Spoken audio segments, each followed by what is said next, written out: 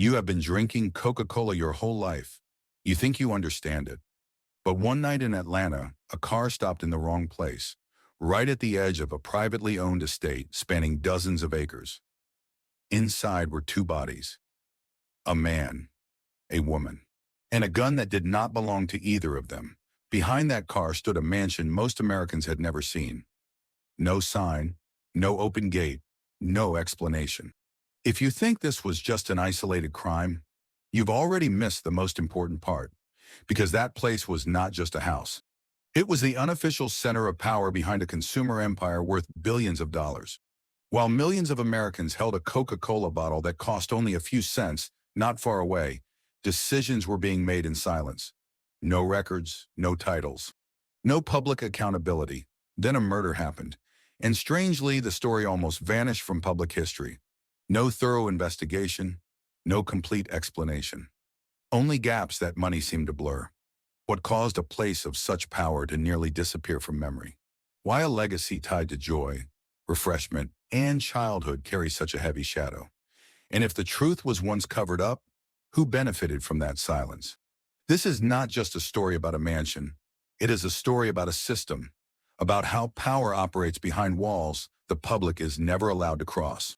If you stay until the end of this video, you will see how an American dream was built, how it nearly collapsed, and why, even today, this story has never been fully told. But to understand that, we have to go back to the moment it all began.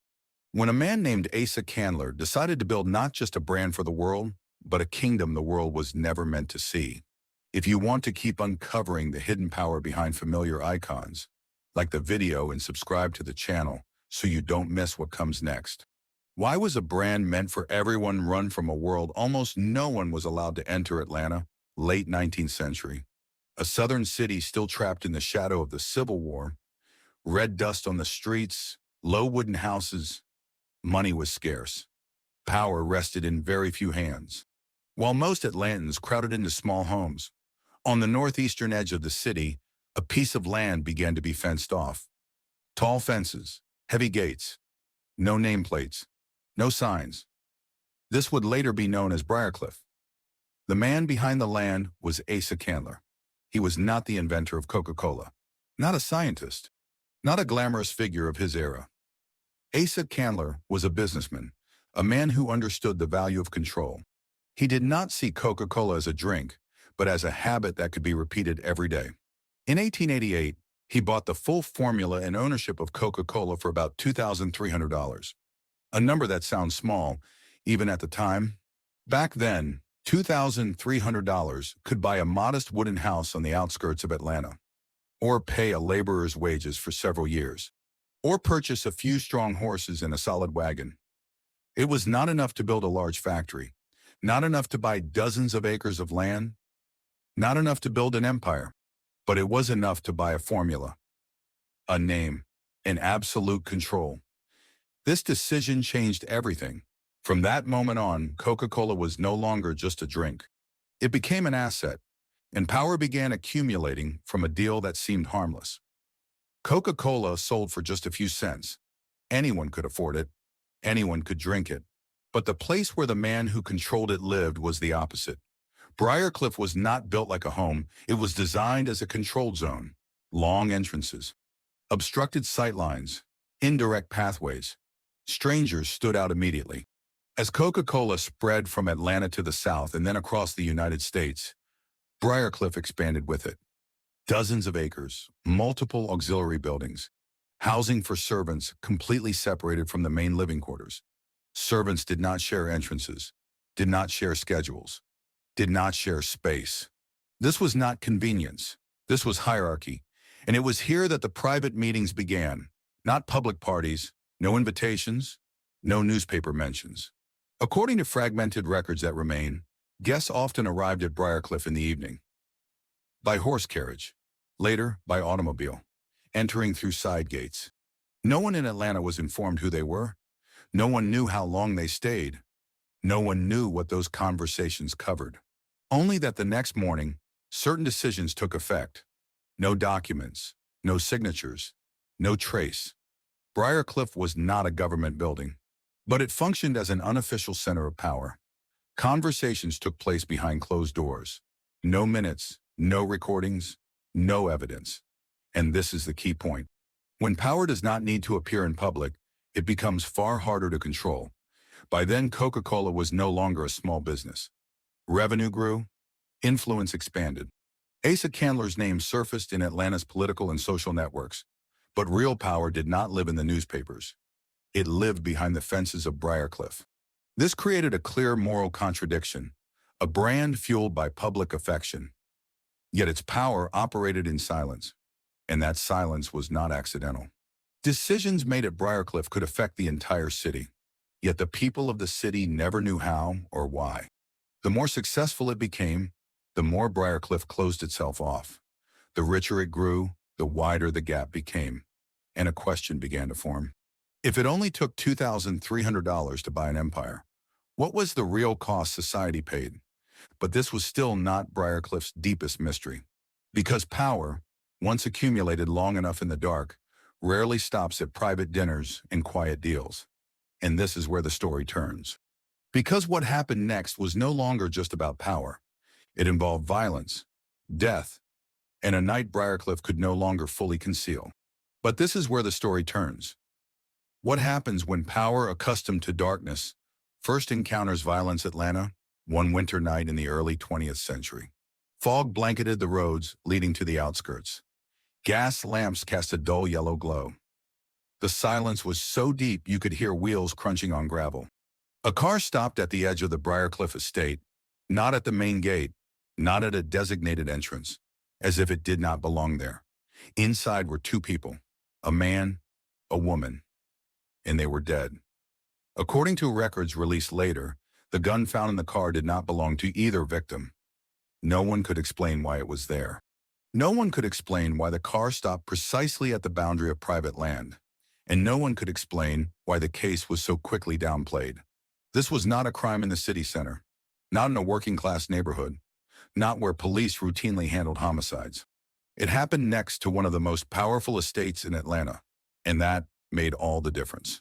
Under normal circumstances, a case like this would trigger a prolonged investigation, conflicting testimonies, names appearing in newspapers for weeks.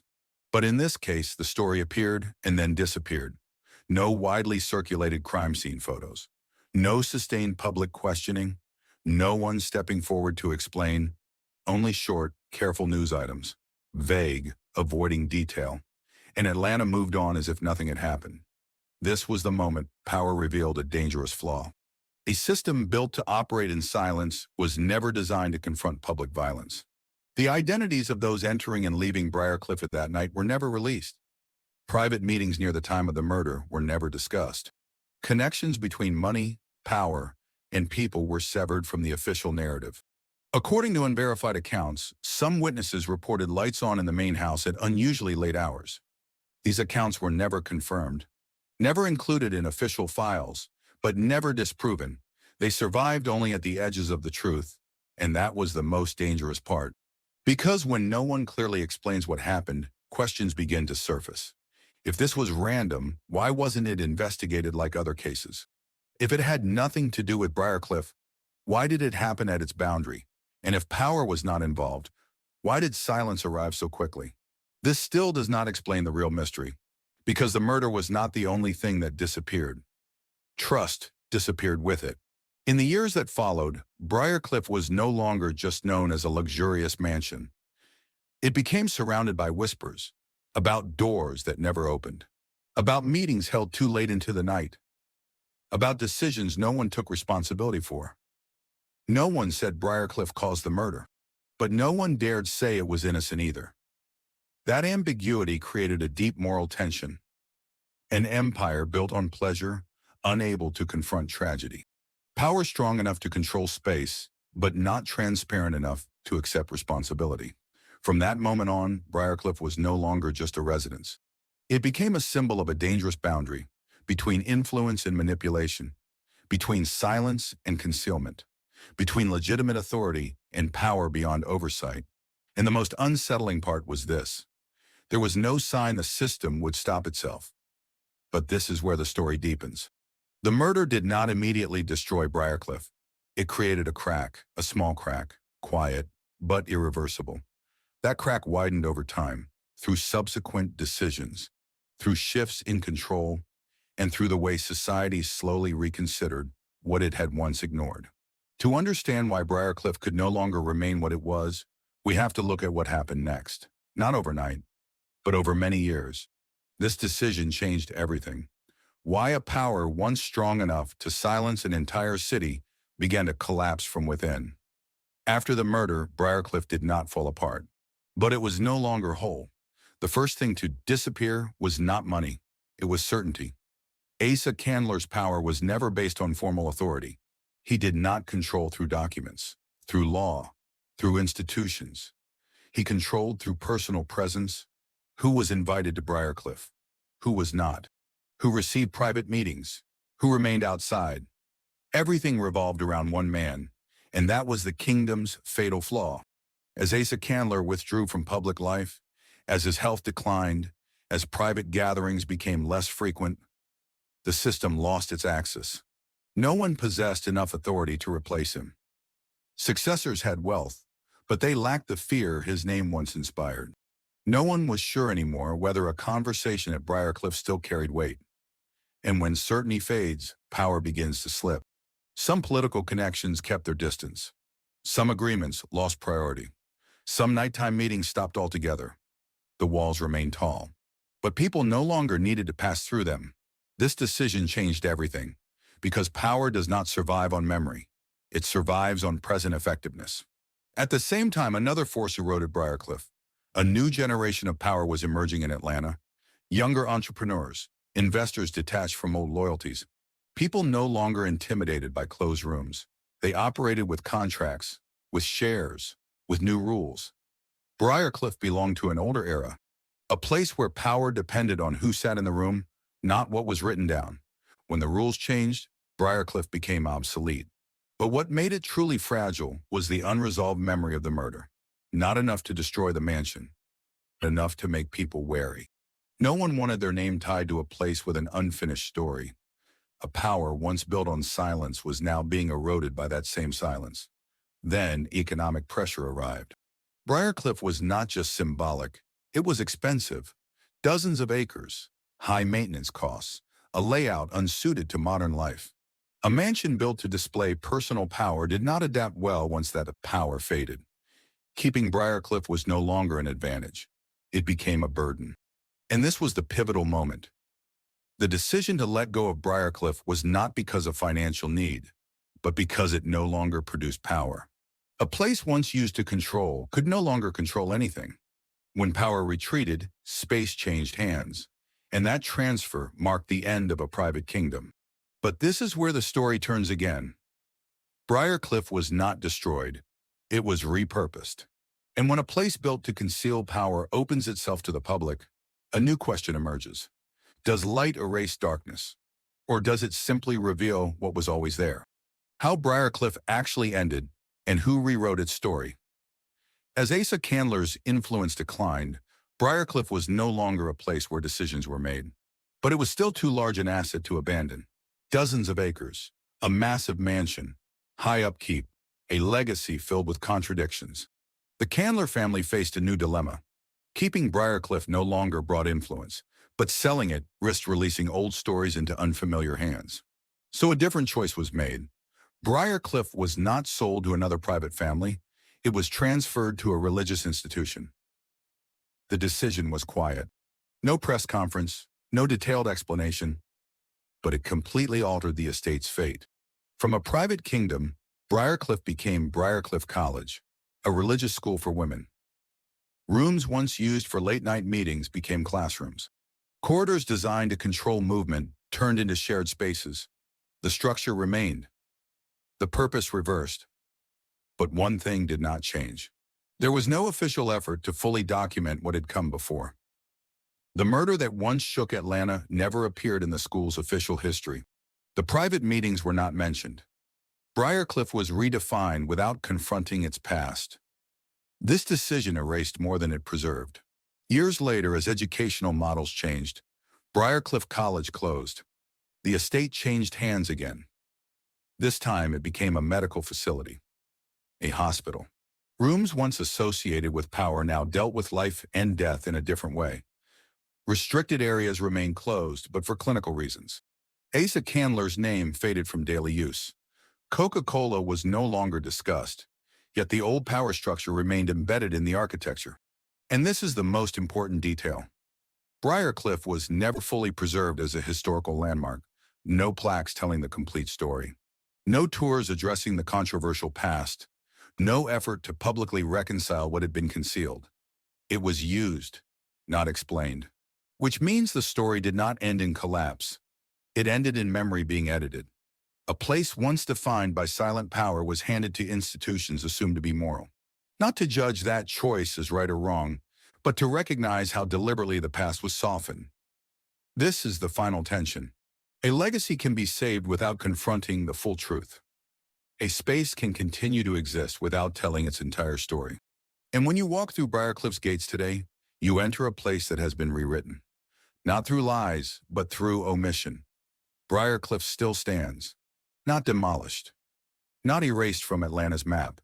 But what disappeared is how it once operated. A mansion built to control personal power. A space where decisions were made beyond public view. A place once sealed enough for a murder to pass without clear accountability. Today, Briarcliff bears a different name, a different purpose, a different narrative. No one lies about it, but no one tells everything either. There is no sign explaining that this was once Atlanta's unofficial center of power. No public record fully connecting a mass-market Coca-Cola to the closed doors that shaped its rise. History here was not erased. It was blurred. And that is what makes Briarcliff unforgettable. Because it did not fall through scandal. It did not end with a verdict. It was not publicly condemned by history. It was simply rewritten. An empire that began with $2,300 grew powerful enough to shape a city, and quiet enough to withdraw without answering every question. So what remains? Not architecture, not land, but an unrecorded lesson. That power does not always need visibility, that the most consequential decisions are sometimes made in rooms no one is invited into. And that silence, sustained long enough, can become part of a legacy. When you drink a bottle of Coca-Cola, you do not think of Briarcliff. But Briarcliff was once where a portion of the power behind that world operated. And the final question is not about the past, it is about the present. If a place like Briarcliff could exist for so long with so little scrutiny, how many other gates today are still closed right in front of us? If you believe stories behind power deserve to be examined, subscribe to the channel and continue exploring legacies built not only from stone and money, but from what was kept silent.